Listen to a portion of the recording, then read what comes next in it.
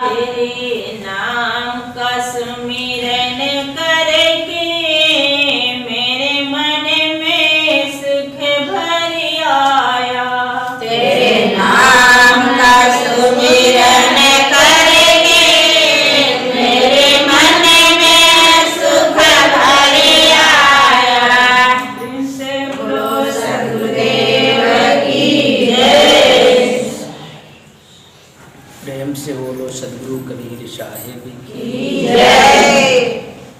आए हुए संत भक्तों की जय। गुरु गोविंद की जय। साहिब साहिब।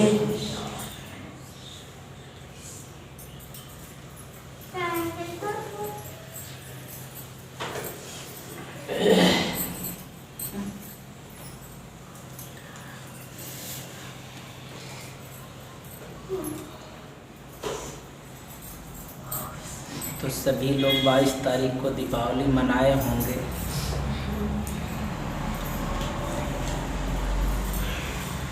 और सभी लोगों के दिल में बड़ा खुशी हो गया होगा, है ना। इस समय देश का जो माहौल है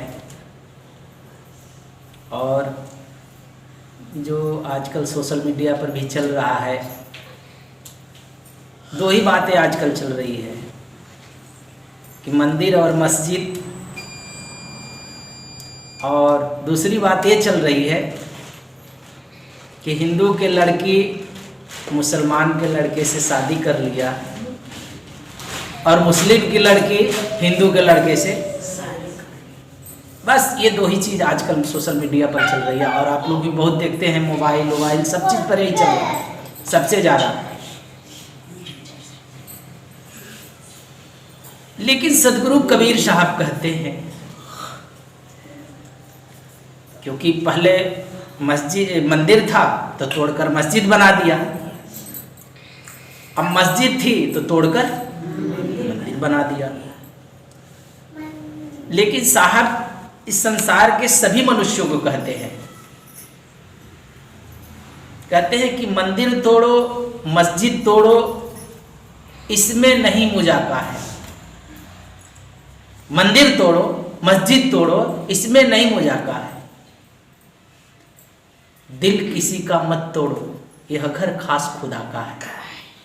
कहते हैं कि ये मंदिर और मस्जिद तोड़ने में तो भाई मनुष्य बनाया है, इंसान बनाया है, और इंसान उसको एक पक्ष वाला बनाता है, दूसरे पक्ष वाला तोड़ देता है, दूसरे पक्ष वाला बनाता है। तो इस मंदिरों में और मस्जिदों में तेरा कुछ रखा?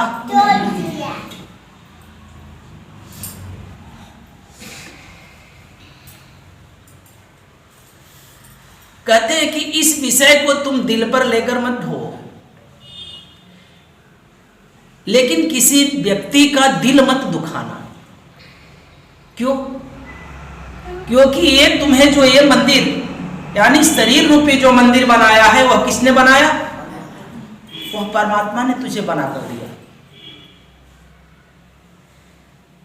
और इसको तो तुम मंदिर और मस्जिद में उस परमात्मा को कभी खोजना भी मत, वहां कभी मिलने वाला नहीं। क्योंकि साहब खुद कहते हैं कि ना मैं मंदिर ना मैं मस्जिद ना काबा कैलाश रे।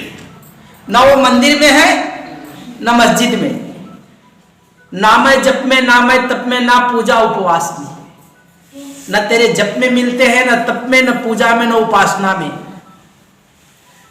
और इस संसार के मनुष्य तो वही खोजता है।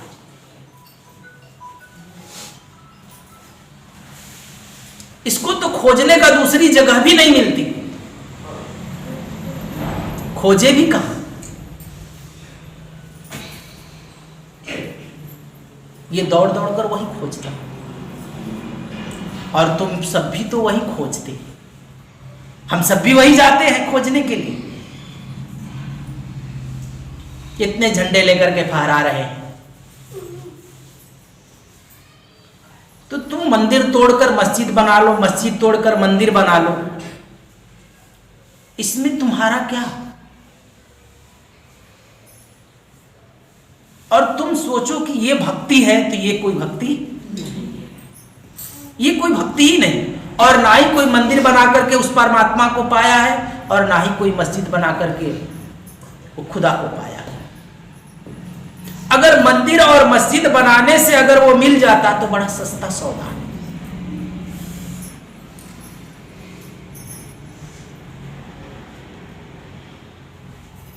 एक मूर्तिकार ने उस ईश्वर से बात कर रहा था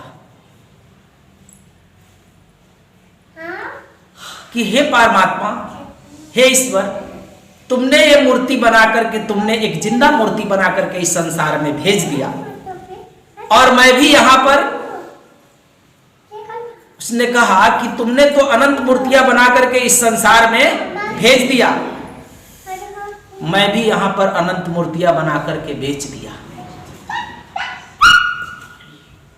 उसने कहा कि हे ईश्वर, तूने अनंत मूर्तियां बना करके इस संसार में भेज दिया, मैंने भी अनंत मूर्तियां बना करके इस संसार में बेच दिया।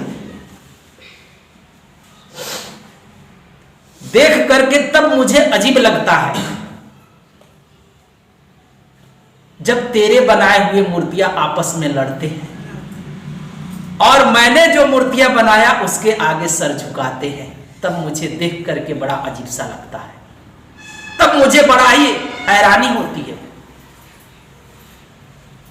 और इस संसार में ऐसे ही मनुष्य कर कर कर चला जाता है और ये न जान पाता है कि मैं ही कौन हूं,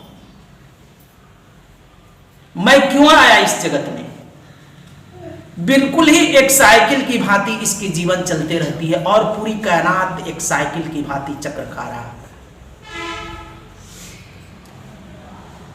यह जीवन ही एक चक्र से दूसरे चक्र तक गोलाकार घूमते रहता है साइकिल की भांति। देखते हो साइकिल की पहिया एक जगह से दूसरे स्थान पर आता, लेकिन वो सभी यात्राओं को तय कर जाता, लेकिन एक ही जगह पर वो घूमते रहता, अपने चक्र खाता रहता। तुम भी ये जीवन, बचपन हुआ, युवा हुए, फिर वृद्धा होते हो और फिर मर जाते, और फिर तुम्हारा जन्म होता। एक ही जगह पर साइकिल, बिल्कुल साइकिल की भांति तुम चल रहे हो। देखो, सुबह हुआ, दोपहर हुआ, शाम हुई, रात्रि हुआ, फिर सुबह हुआ, ये घूम रहा चक्र। हम इसी चक्र में सदा घूमते रहते हैं। हम भी ऐसे ही घूमते घूमते घूमते घूमते निकल जाते हैं। मनुष्य को सदा ही सोचते रहना चाहिए और सदा विचार करना चाहिए कि हम जब इस जगत में आए हैं तो उस परमात्मा को पाने के लिए कौन सा उपाय करूं, किसके सानिध्य में बैठूं, कहां बैठने से मेरी बुद्धि तीक्ष्ण होगी, तीव्र होगी, कहां बैठने से मैं उस परमात्मा के यहां। उपासना का अर्थ ही यही होता है कि भगवान के सानिध्य में बैठना, क्योंकि भक्ति को भी 3 खंडों में बांटा गया, उपासना, साधना और आराधना। तो उपासना का अर्थ ही होता है कि भगवान के समक्ष में बैठना, किसी विशेष के संगत में बैठना। हम प्रतिदिन ऐसे व्यक्ति के संगत कभी नहीं करते। तुम जिसके संगत में हो वैसा ही तुम्हारे दिमाग में, दिल में, विवेक में वह छाप पड़ा रहता है। इससे तुम कभी ऊपर उठ नहीं पाते हो। ऊपर उठने के लिए भी मुझे किसी विशेष पुरुषों की संगत करनी चाहिए। देखते हो, जो गांव की महिला होती है एकदम मूर्ख हो, महामूर्ख हो, जाहिल हो एकदम, लेकिन किसी साहूकार से उसका शादी हो जाता है, किसी सेठ से, तो उसको तुम क्या कहती हो? सेठानी कहती हो, मूर्ख तो कहते नहीं। क्यों? क्योंकि उसने उसका संगत पकड़ लिया। तो हम कहां उठते बैठते हैं? हम जिनके संग में उठते बैठते हैं सदा, जिनसे सदा हमारी बातें होती है, वही एनर्जी, वही ऊर्जा, उसी व्यक्ति की ऊर्जा हमारे दिल और दिमाग को पकड़ लेता है, उसी चीज को मेरा मन पकड़ लेता है। तो अगर हम परमात्मा के निकट जाना चाहते हैं तो किसी ऐसे विशेष पुरुष के निकट हम बैठ करके उसके सानिध्य में बैठे, ताकि उसकी भी ऊर्जा और उसकी भी एनर्जी हमारे माइंड को पकड़े। साहब भी कहते हैं कि संगत से गुण होता है, संगत से गुण कहे कबीर संगत की ये साई माँ ही समाज। आप लोग देखे होंगे चंदन का जहां वृक्ष है, तो जब चंदन का वृक्ष सुगंधमय होता है तो उसके अगल बगल में छोटे छोटे जो पौधे होते हैं ना, तो उसकी सुगंधी से वो भी सुगंधमय होने लगते हैं। लेकिन अगर हमारी 24 घंटा संगति झगड़े करने वाले व्यक्ति से, कलह करने वाले व्यक्ति से, छोटे छोटे बच्चों के साथ उसी में कलह करते रहते हैं, कहीं मांसाहार व्यक्ति से, शराब पीने वाले व्यक्ति के साथ संगत है, तो मेरे जीवन का कभी विकास नहीं होगा। इसलिए तो देखते, एक बार तो एक व्यक्ति ने हमें ताज होटल में लेकर गया, ताज होटल में ले गया, बंबई गए थे तो गाड़ी पर बैठाया और ताज होटल में लेकर गया, क्योंकि उसमें वो काम ही करता था, कुछ दिन काम किया था, इसलिए वहां पर लेकर गया तो वहां पर सेठ भी था, पैसे वाला भी वो था। चाय नाश्ता मंगाया। मैंने उसको बोला कि यहाँ तो बहुत महंगे होंगे सब सामान। कहा कि कोई बात नहीं है, कर लेते हैं। नाश्ता चाय हम भी किए, वो भी किया। करने के बाद जब बिल आया तो देखे तो 1500 रुपया बिल आया। बोला इतना पैसा दे करके हम लोग यहाँ नाश्ता कर रहे हैं। बोला कि यहाँ पर बैठने का मज़ा कुछ अलग है, क्योंकि इस होटल में सभी लोग नहीं, बहुत बड़े बड़े हस्ती आती है इस होटलों में, बड़े बड़े पैसे वाले आते हैं, और यहाँ पर जो एनर्जी है उनके माइंड की, उनके चिंतन की, उनके सोच की, इस सब पड़ी हुई है। और जब वो एनर्जी हमें पकड़ती है, यहाँ पर जब आते हैं, हम बैठते हैं और थोड़े समय देते हैं 1 घंटा, तो यहाँ की जो एनर्जी होती है, ये एनर्जी जब हमको पकड़ती है तो हम 1500 रुपया देकर जाते हैं, हमें 15 लाख की आइडिया मुझे दिमाग में मेरे फिट हो जाती है। तो हमें भी ऐसे स्थान पर ही बैठना चाहिए जहाँ का एनर्जी शुद्ध हो। वहाँ पर बड़े बड़े लोग आते थे, उनकी बड़े बड़े लोगों की बातें होती थी, उनके पास बहुत सारी आइडिया होती है। तो हम जैसे लोगों के पास बैठते हैं वैसी आइडिया मेरे दिमाग को पकड़ता है। हम झगड़ालू व्यक्ति के पास बैठते हैं तो झगड़े आइडिया पकड़ेगा मेरे माइंड को। इसलिए हमारी बैठक भी ऐसे बड़े बड़े लोगों के बीच में होनी चाहिए कि जो हमसे बुद्धिमान हो, जो हमसे बुद्धिजीव हो। इसलिए तो कहा जाता है कि अपने से बड़ों की संगत करनी चाहिए।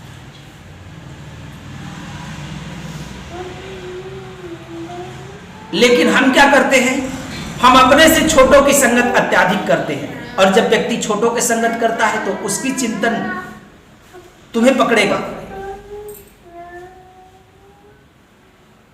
इसलिए देखा जाता है बहुत सारे कि जब मूर्ख व्यक्ति हैं और होशियार अगर एक व्यक्ति होगा तो उन मूर्खों के बीच संगत करते करते वो भी मूर्ख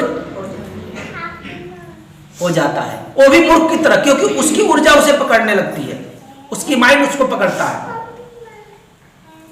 तो अगर हमें एक साधक बनकर रहना है, इस जीवन का उद्धार करना है, तो हमारी भी संगत संत महात्मा और गुरुओं के बीच में होना चाहिए, जो हमसे विवेकी हो।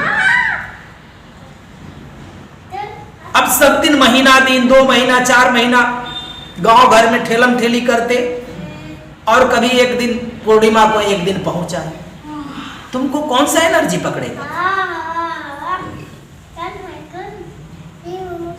इसके लिए संगत की आवश्यकता है। यहाँ जो सारी व्यवस्था की गई है ध्यान की, साधना की, तो जब उसमें तुम ध्यान करोगे आकर के, बैठ करके, जब तुम्हें समय मिले आकर के ध्यान करोगे, तब तुमको वो ऊर्जा पकड़ेगी कि परमात्मा क्या होता है। उसमें बैठने से तुम्हें धीरे धीरे अनुभूति होगी उसका,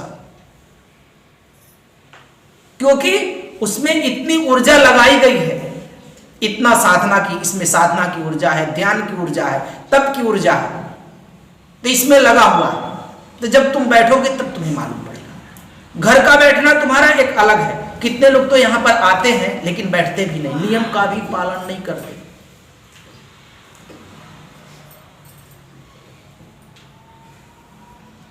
तो तुम्हारा बैठना एक अलग होता है। तो ये संगत का प्रभाव होता है।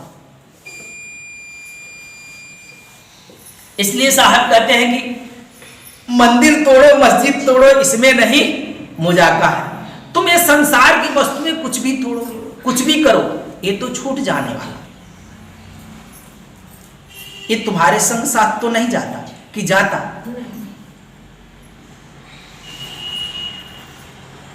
दिल किसी का मत तोड़ो, ये तो घर खास खुदा का है, ये घर खास खुदा का है, ये तो परमात्मा का घर है। और इसमें हम क्या क्या करते हैं? हमारे पास बहुत सारी ईगो है।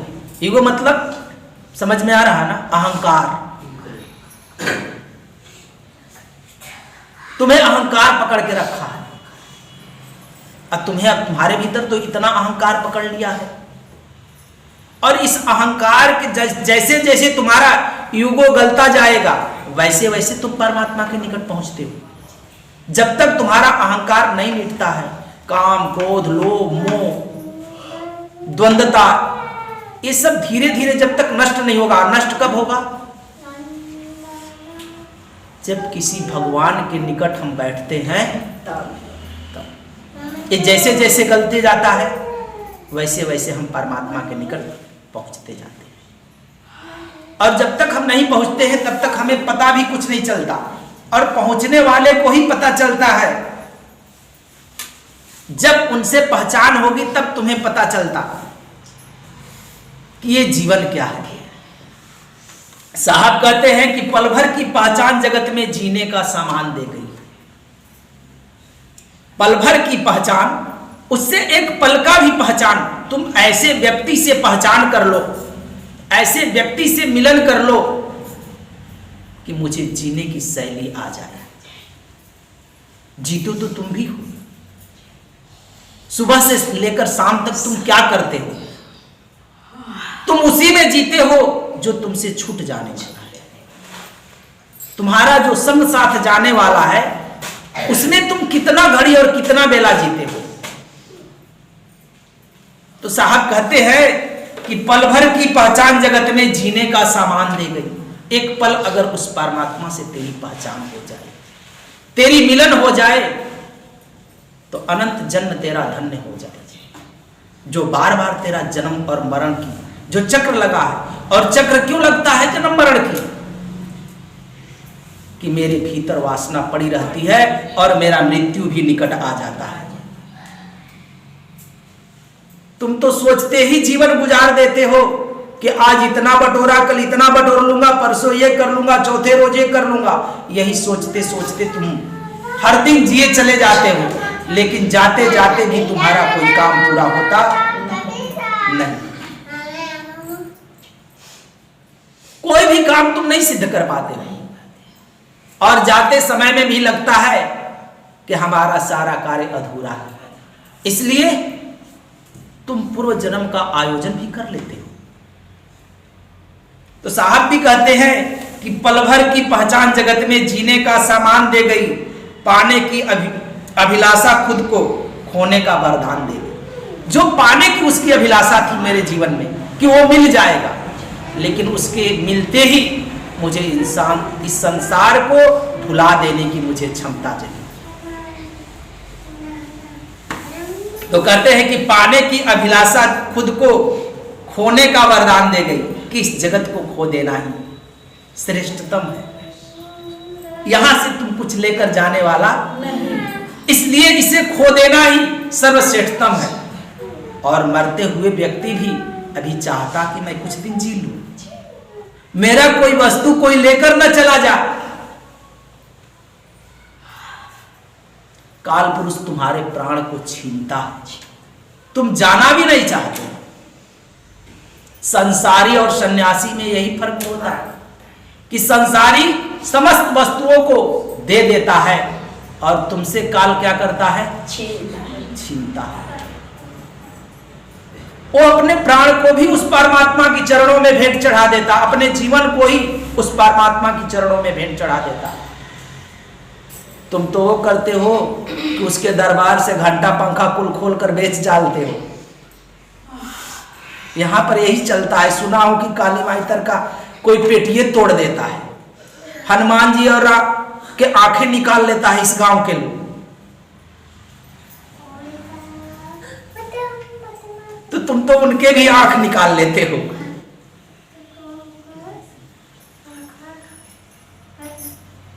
इसलिए कहते हैं साहब कि पाने की अभिलाषा खुद को खोने का वरदान दे गई,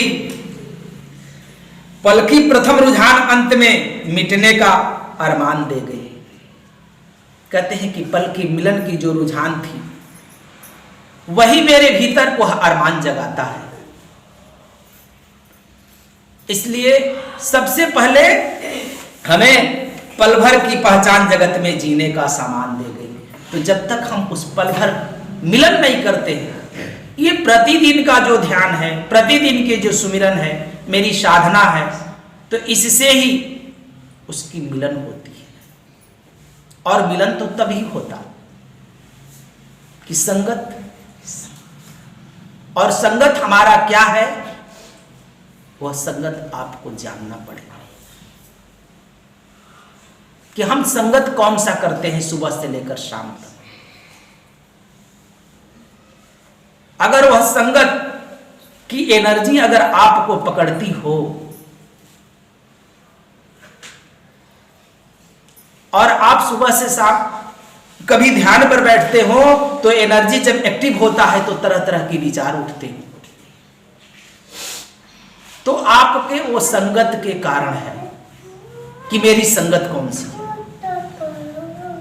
संगत कहां, कौन सा और कितना करना चाहिए। हम जब जीवन में गुरु धारण करते हैं, गुरु धारण करने के बाद उनसे नाम दीक्षा लेते हैं, नाम दीक्षा लेने के बाद हमें उस नाम का स्मरण करना चाहिए। अच्छा, हम नाम का स्मरण करते हैं, कुछ दिन करते हैं, फिर आगे चलते चलते छोड़ भी देते हैं। आप देखते हैं कुछ दिन लोग करता है, चलता है महीना, 2 महीना, 6 महीना, साल भर, 2 साल, 4 साल, 5 साल। इसकी दिन नियुक्ति नहीं है। साहब तो कहते हैं कि श्वास श्वास पर नाम ले। तो ये जब तक तुम्हारी श्वास है तब तक उसका स्मरण है, तब तक तुझे वहां, जब तक हम न पहुंच जाएं तब तक हमें चलना है।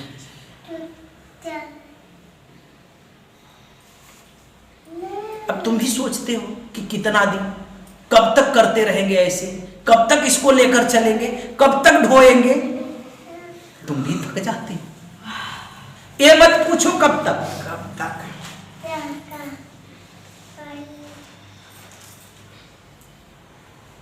वृक्ष कहता कि कब तक बड़ा होऊंगा, भोजन कहता, भूख कहता कि कब तक तुम खाते रहोगे रोज रोज। ये कहता।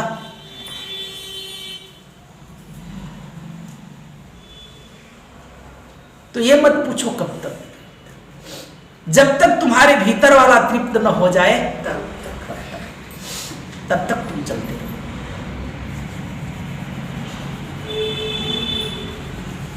लेकिन तुम भी सोचते हो कि कब तक।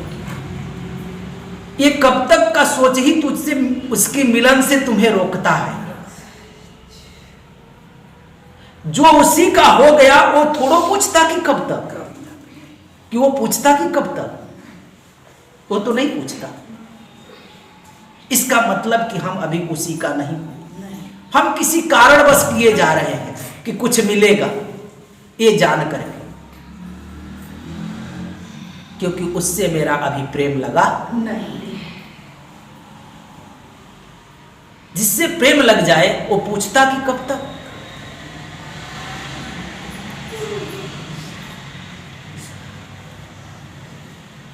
एक रूबी की कथा है कि एक प्रेमी था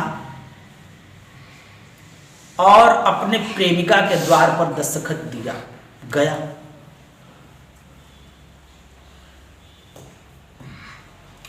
सिकड़िया बजाई दरवाजे का, अंदर से आवाज आया, कौन?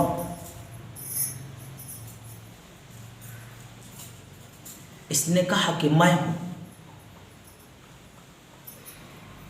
पहचाना नहीं।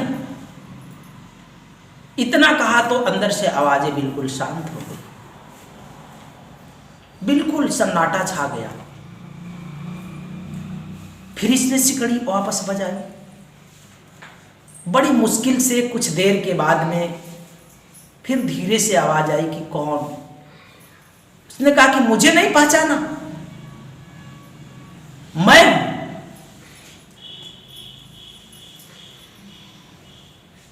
तुम्हारा प्रेमी। उसने कहा, भीतर से आवाज आई कि जब तक मैं हूं तब तक प्रेम का द्वार नहीं खुलता। वह प्रेमी यह बात सुन करके चला गया। बरस गुजरने लगा, कई वर्ष गुजर गया, गुजरते गया, समय बीतते गया। कई वर्षों के बाद फिर वह लौटा और फिर उसी द्वार पर दस्तखत दिया, सिकड़ी बजाई, खटखटाया। फिर वही आवाजें आती है कि कौन? तब ये बोलता है कि तू ही है।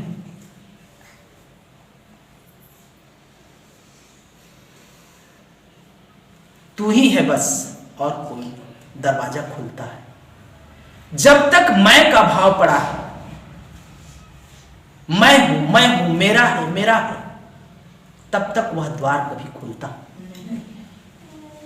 जिस दिन तुम समझ लोगे कि ये सब तेरा है, उसी दिन वह प्रेम का द्वार खुलता है। जब तक मेरे जीवन में समर्पण नहीं आते हैं, तब तक हमें उसकी मिलने की आस भी मिटा देना चाहिए।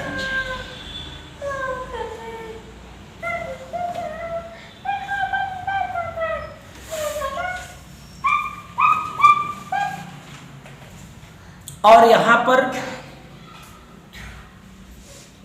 हम तो कभी घर वाले मना करते हैं हमको, तो कभी बाहर वाले मना करते हैं।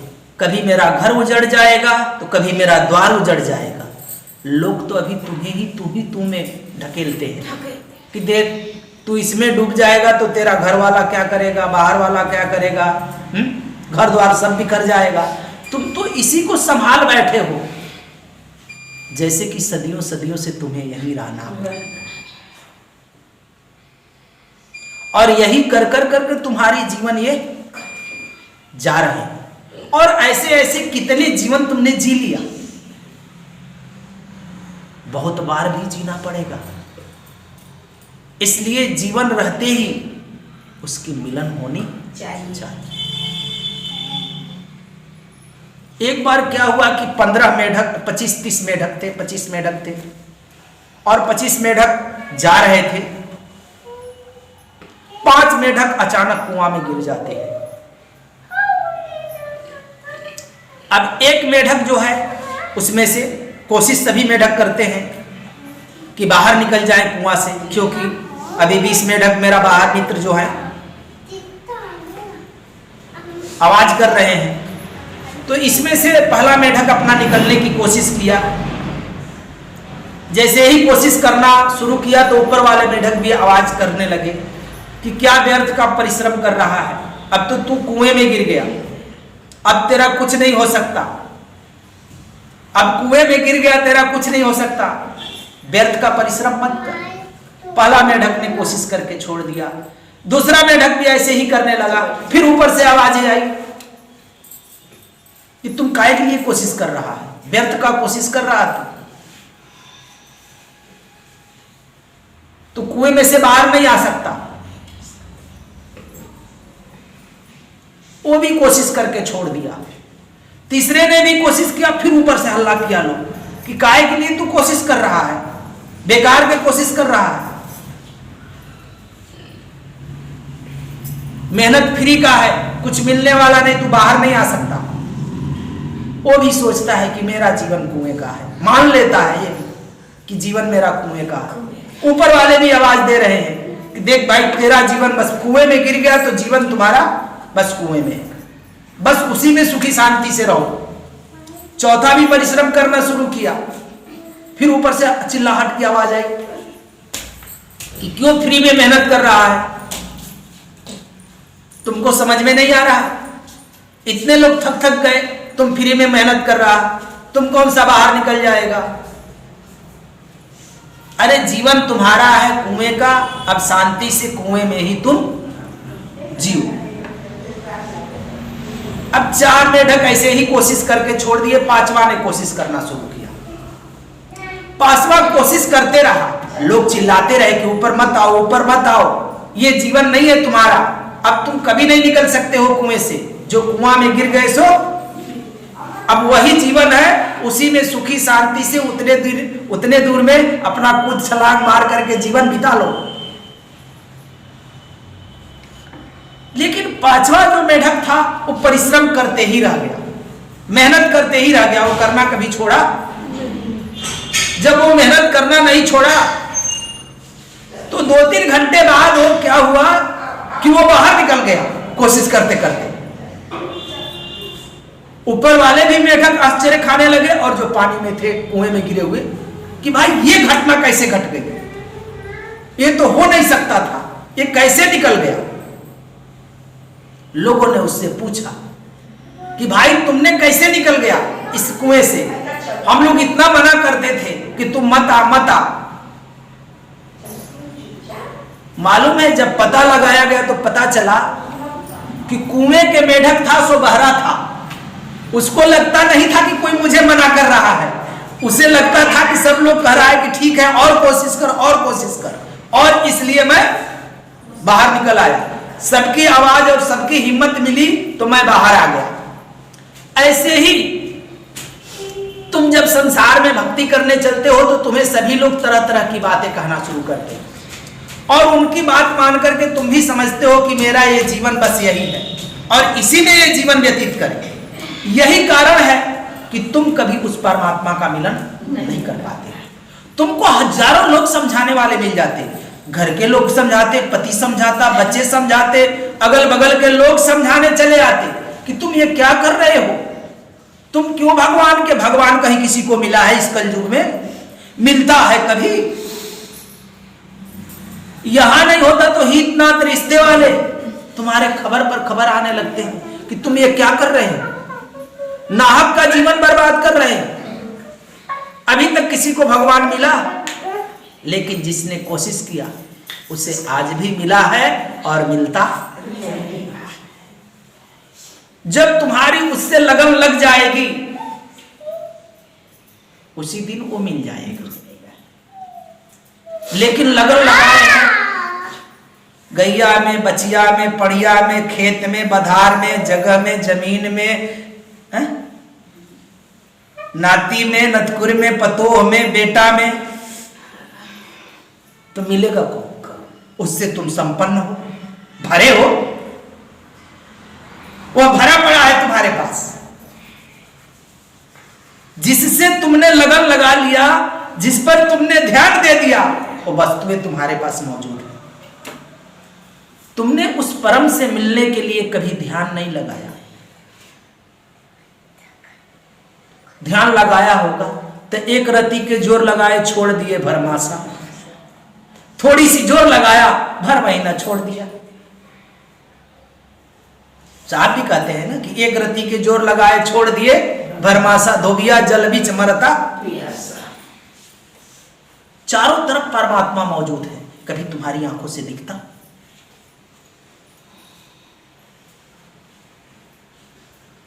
तुम्हें संसार में क्या दिखता?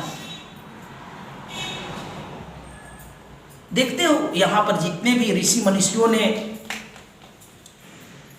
इतनी सुंदर सुंदर प्रतिमाएं बनाया है, वह प्रतिमा को देख करके भी व्यक्ति समझ सकता है। देखते हैं ब्रह्मा, विष्णु, शिव की मूर्ति देखे हैं आप लोग? इस सभी हमारे जीवन से जुड़ा हुआ है।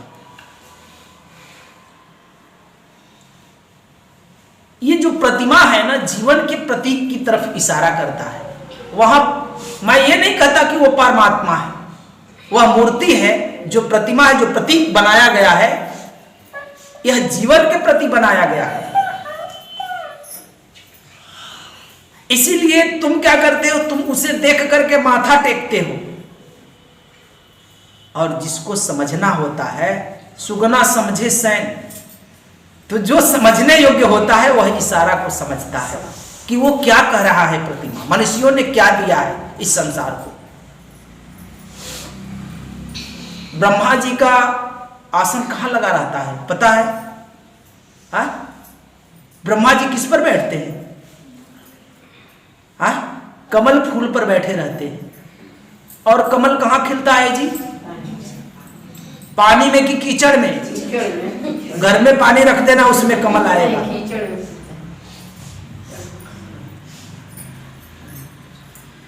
वह प्रतिमा यही बता रही है कि ब्रह्म का मिलन कब होगा? जब संसार सागर की कीचड़ से तुम ऊपर उठोगे, तब यह फूल खिलेंगे, तब ये सुगंधियां उठेगी। और जब तुम्हारा प्रयत्न जारी रहेगा, अब जो पहले ही हार मान लिया मेढक की तरह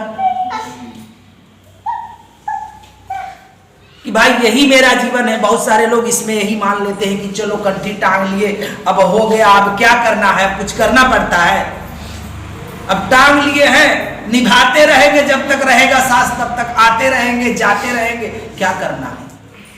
कंठी टांग लेने से ज्ञान नहीं हो जाएगा, कंठी टांग लेने से परमात्मा नहीं मिल जाएगा। बच्चा नाम लिखा ले स्कूल में और पढ़ाई ना करे, उसका अभ्यास ना करे, तो प्रोफेसर, इंजीनियर, कलेक्टर बन जाएगा, नाम जो लिखा लिया। उसको किताबों नहीं पढ़ने आएगा। तो कंठी माला पहन लेने से व्यक्ति का उद्धार नहीं हो जाता। उसके लिए प्रेम चाहिए, श्रद्धा चाहिए, विश्वास चाहिए, और जो नियम मिला उस नियमानुसार हमें उपासना, साधना, आराधना में सदा लगा रहना चाहिए, तभी मेरा उद्धार हो सकता। अगर संगत चोर चुहार 420 से, छली कपटी से रखेंगे तो वही एनर्जी हमें पकड़ेगा। अगर संगत हमारा संत महात्मा गुरुजनों से रहेगा तो उसकी एनर्जी पकड़ेगी।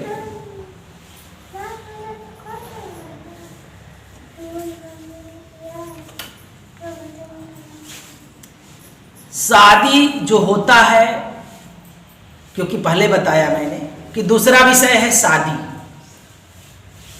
जो चल रहा है कि हिंदू मुसलमान से, मुसलमान हिंदू से। अच्छा, हिंदू मुसलमान शादी होता है,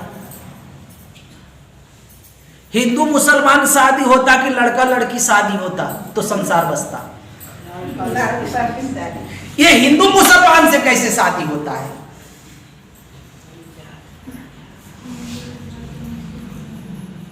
जो ये आ रहा है ये बात ही सरासर झूठा हो गया। हिंदू मुसलमान कहीं शादी कर दो, एक तरफ हिंदू लिख दो, एक तरफ मुसलमान, अब शादी हो गई। हिंदू मुसलमान से कभी शादी होता नहीं। ये जो शब्द है ये लोगों के लिए यहां पर बड़ा भैर भाव पैदा करने वाला है, द्वंद्वता फैलाने वाली है। इसलिए यहां पर जितने भी धर्म हैं, जितने भी धर्म पनपे हुए हैं, हम कहीं ना कहीं परमात्मा से हट करके ये धर्म पनप रहे हैं।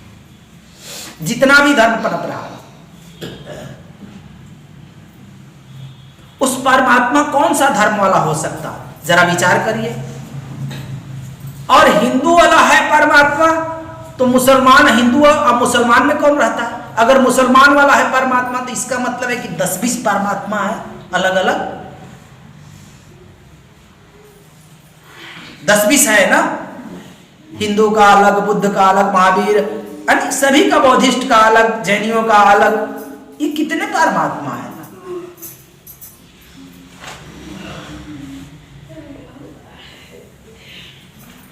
कौन कौन है ये सभी परमात्मा है।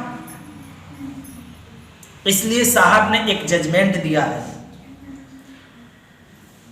संतो आवे जाए सो माया। परमात्मा का जन्म मरण होता नहीं, जो आता है जन्मता है और मरता है, यह क्या है? माया है।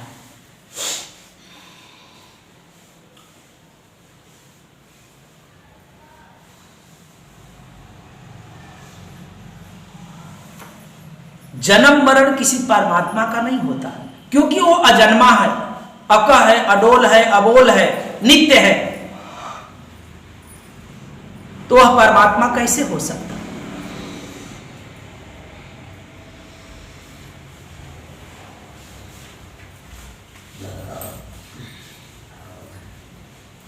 इसलिए साहब भी कहते हैं कि आवे न जाए मरे नहीं जन्मे, सोई निज पीव हमारा। ना ही कोई जननी ने जन्मे, ना कोई सृजन हारा। उसका कोई जन्म देने वाला नहीं, ना उसका कोई सृजनहार है।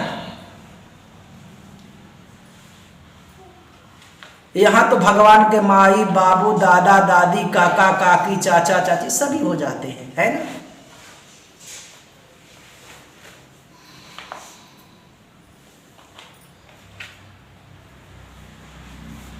नहीं तो सभी भगवान ही है ना। सभी भगवान है, राम ही क्यों, कृष्ण ही क्यों, बुद्ध ही, महावीर क्यों, तुम भी भगवान हो। किसी ने उस मुकाम को पा लिया, इसलिए उसका सजदा है, इसलिए उसका नमन है। हमने नहीं पाया, इसलिए हमें भटका है।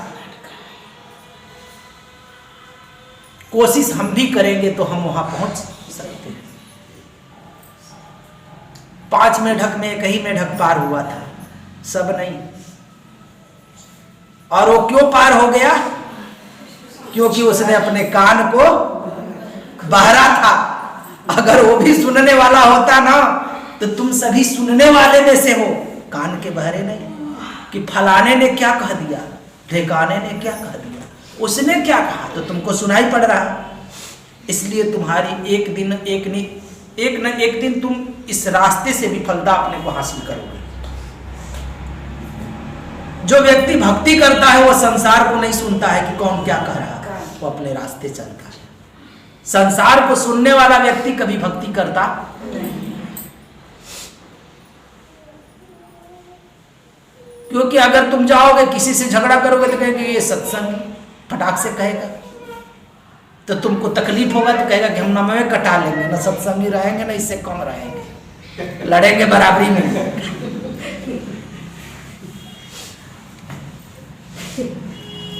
आखिर न रहेंगे ना, हम अपने को संभलेंगे, क्यों नहीं लड़ भिड़ जाएंगे। नहीं विश्वास है तो शंभू की माँ से पूछ लो सारी बात, अगल बगल की हाल चाल लो, देखो बताएंगे अरली से आई है। यो सोचते हैं कि नमवा कटा ले, नहीं बुद्धि सुनी ला भरोसा पर काटा सच्ची ला छोड़े ना।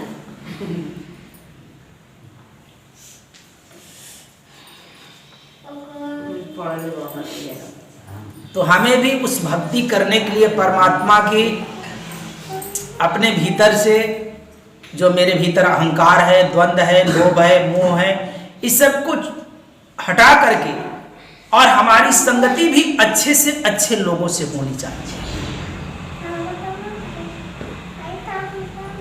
दुर्व्यवहार रखने वाला व्यक्ति, झगड़ा कलह फैलाने वाला व्यक्ति, द्वंद्व व्यक्ति, मूर्ख लोग जो रात दिन झगड़ा करते हैं, ऐसे लोगों की संगति की परित्याग करना चाहिए। तब हम धीरे धीरे हमारे अंदर उस परमात्मा की एनर्जी का तादात्म्य तार धीरे धीरे जुड़ता है। तुम सोचते हो कि आश्रम पर आने से क्या होता है, क्या होता है, इसका मतलब कि अभी तक तुम समझ नहीं पाए हो। क्योंकि तुम समझ नहीं पाते हो कि क्या होता है। तुम यही जानते हो कि मेरा 4 घंटा वहां पर नुकसान होता है, ऊपर से 200-400 रुपया खर्च भी हो जाते हैं, 150।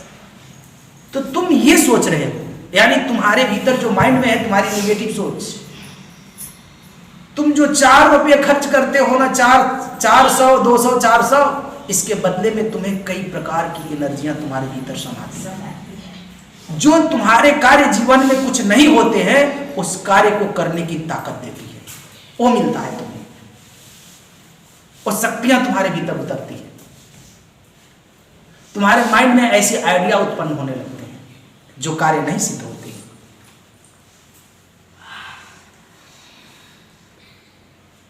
तो जहां पर जो व्यक्ति जहां जाता है और यहां पर ध्यान जब करते हो तो तुम्हें परमात्मा से वो तादाद में तार को जोड़ते हैं। यहां तो कोई झगड़ा का लड़ाई झगड़ा होता नहीं।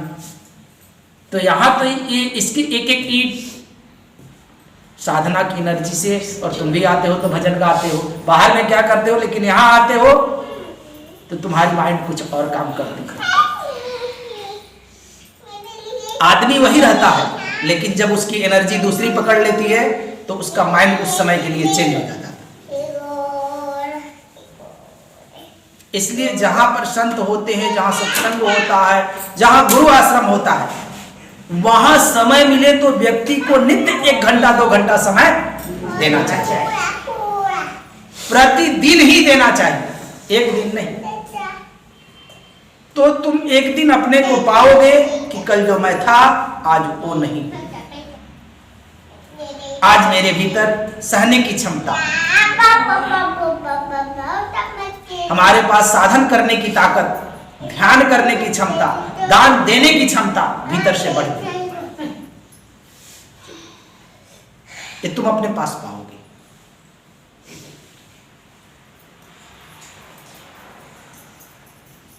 इसलिए संगत हमारा सदा ऊंचा रहना चाहिए। प्रेम से बोलिए सद्गुरुदेव की जय, सद्गुरु कबीर साहिब की जय, संत भक्तों की, गुरु गोविंद की साहिब।